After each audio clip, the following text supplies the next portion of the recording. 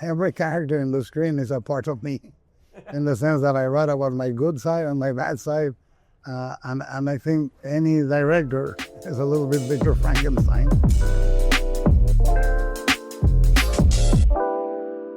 We have to start with the monster. Yeah. And, God, Boris Karloff is so iconic in the first film. In fact, he's not even credited with his name, just as a question mark in the credits, which is wild. But you're making your own Frankenstein, and I'm sure you want to go your own way. What was going to make your Frankenstein different from the previous ones? Me, and then everything that flows from wanting to make it biography and make it personal and make it, I think that you can never build from comparison. You have to keep it completely out of your mind.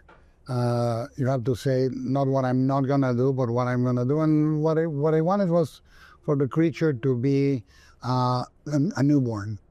Something pristine, something beautiful, because if Victor has been thinking about it for more than decades since he was a kid, he's going to create a work of art and not an accident victim or somebody coming out of the ICU. It needed to look beautiful, like a baby, like a sort of essence of a human being. So that was, and then you have to start with nothing, and then evolve into a full human being that decides, for the last time in the movie, for the first time in the movie, at the end makes his own first decision. You said biography, and that just stuck in my mind. Do you see this as a personal biography? Completely. And that's what struck me of the book. When I read Mary Shelley's life, I said, she's writing about herself. And my duty was to write about myself in the same sort of brutal, frontal way that she wrote about her life, her relationship with birth and death and maternity. So I tried to absorb everything I learned as a son, everything I learned as a father, and compassion and forgiveness and all that, and put it on the screen. I think it's there. And Jacob, your performance is very sensitive. We've seen you add this kind of depth and complexity to characters in Saltburn and Priscilla, people we think we know, like Elvis, but you're making them different for us. How were you planning on making the character of the monster different for Guillermo? It wasn't really like a plan. Guillermo had said to me, sort of when we first spoke early on, he said, trust me, you know what to do, and what you don't know, the movie's going to tell you. And I kind of just took that as my touchstone the whole way. So it wasn't, I never wanted to put I didn't want to have an idea for it or put my mark on this thing. I kind of found out what it was as I was going through playing it, because I had about 4 weeks to get ready for it and familiarize myself with the script and everything. So it was really like I just needed to be as blank a canvas as possible, and then try to be open to it. But I still am not sure. I don't have a fixed idea of what happened or anything, I like that about your portrayal. I like that it feels sort of tabula rasa.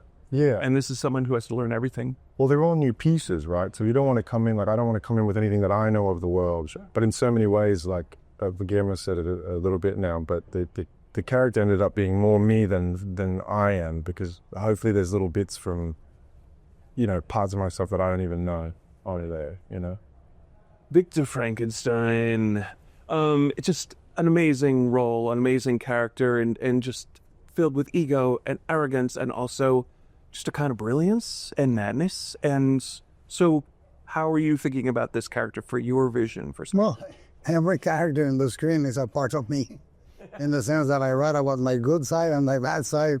And I think any director is a little bit Victor Frankenstein. But at the same time is the fragility of the character. I didn't want the monster to be good only. The monster clearly kills people, clearly is capable of rage, and Victor clearly is capable of genius and generosity, and at times he thinks he's in love. So all these things, when I met with Oscar first, I identified our commonalities, and part of that was the flaws. And I said, let's try to make the protagonist the antagonist of this film, which happens in our life.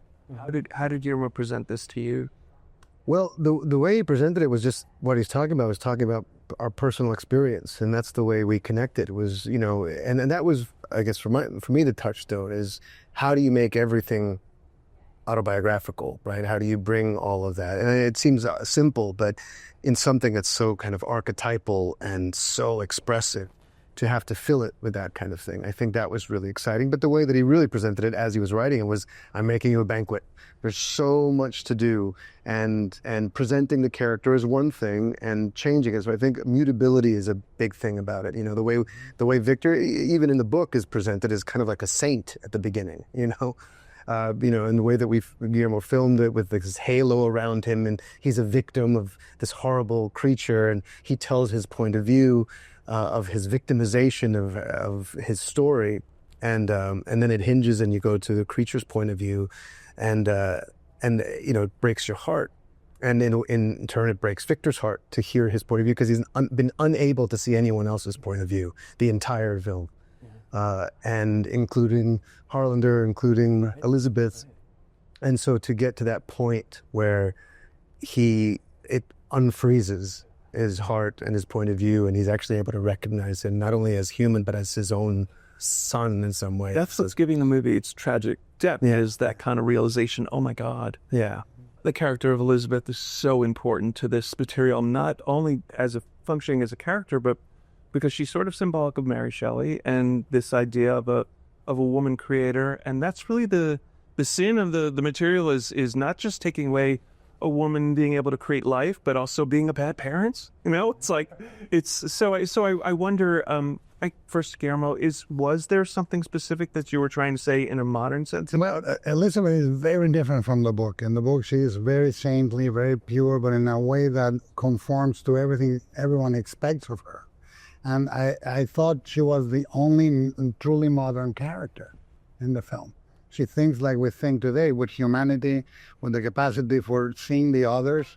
And she has this feeling that she's also alien to what people think a woman should be. Yeah. So when she sees the creature, there's an instant recognition of essence of herself. Yeah. Mia, I loved you in X and Pearl, and you've really stepped into your own as an actor. So how did this role present challenges for you? I mean, I was very, very scared. I felt like a baby landing in Toronto. And that was a lot to try and navigate and deal with. Because I've been such a fan of Guillermo's work for so long, and it presented itself in such a miraculous way. He called me and we met, and the role was offered to me in that way. And it was a very pressurized environment. Everyone knew what time it was. It was the artist making the movie that you've always wanted him to make, and I get to be a part of that. And I learned so much on this movie. I mean, you always do on a film, but I really learned so much making this with Guillermo. And, one of the biggest things that kind of struck me was that I landed in Toronto and I had this idea of what I wanted it to be, and I was trying to impose my will on it in a certain way, that I wanted the scene to go this way, and I didn't think we could sit in the chair that way, and it had to feel, well, it does have to feel real, but I'd still believe. But I just eventually let go of all of that, and that was a really freeing moment, I guess, to just kind of let it, whatever it is that you're feeling, paint what the scene will be, So if you're scared and you're, feeling isolated or alone, like, that's okay. Like, you can use that as opposed to trying to impose your will. And it's something that I'm definitely taking with me moving forward. You're going to make your own Hartmans. You co-wrote Pearl. I mean, I know that you're going to make your own films. I know that. Me too. Yeah. Beyond that. We have to talk about Harlander, just because that is a character that I don't think gets the same kind of expression that we see. I mean, it kind of roots the film in something timely, this idea of how things are financed and the responsibility of that, or lack thereof. Yeah. Was that an intention of yours too? Yeah, I mean, Mary Shelley, so much of the romantics is rooted in war. There is a poem Byron wrote about Waterloo that basically describes the carnage that is in that image of the frozen horse. So, the brutality of war was present as a counter movement to the romantics. The fact that so many of these things came out of that. And the way to present it and make it feel, well, I think Harlander is in a way the studio, and Victor is the director, but at the same time it's all that money that people don't know where it comes from. And the beauty of the character for me was that it came from his own pain, his own agony. He didn't reveal the master plan to conquer the world. He was trying to, like everybody else, get along. And I served with Christoph in the jury, and I adored being with Christoph. And the only time, and then Pinocchio, and I said, well, the only time I can spend with Christoph is if we're working or I'm paying for lunch. So lunch is too expensive. So, do you? I mean, working on Frankenstein with Guillermo seems sort of like a dream project. No, it was a lunch project. Hey, babe. When you were working on your character, were you thinking about people? Maybe today's modern day billionaires or the people that are irresponsible? I'd be hard pressed not to think of people. You know, this is the age of ruthlessness, and we have plenty of examples. In this case, you know, it's different because there's a really a very, very personal desire behind it, but he can afford it.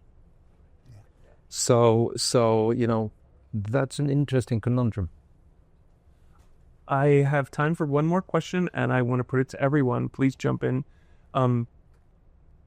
Does the story of Frankenstein have a special resonance today, as opposed to the 1800s? it always has. It always has. I mean, it's an eternal myth. Pinocchio, Frankenstein, Sherlock Holmes, Tarzan, these great characters always have resonance. Because the fundamental question of the book is, what is it to be human? And be in a very, very mysterious plan that God may have. You know, it's a fundamental question we have.